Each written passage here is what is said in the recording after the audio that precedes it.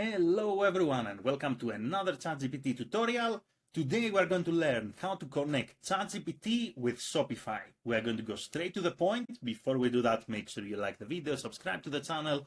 It helps tremendously create new content, so thank you very much in advance.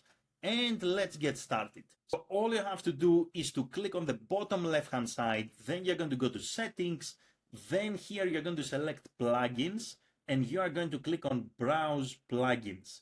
Now we're going to use the search bar and we are going to look for Shopify.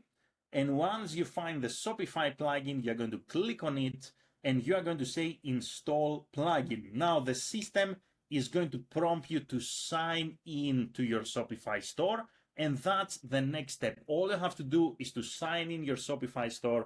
And that's how you can connect ChatGPT with Shopify.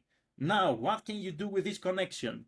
Many things. If you have a look here under skills, you will see that there are many opportunities on how you can work with ChatGPT on your Shopify store. Or you can have a conversation with ChatGPT and it can tell you how it can help you to manage your Shopify store.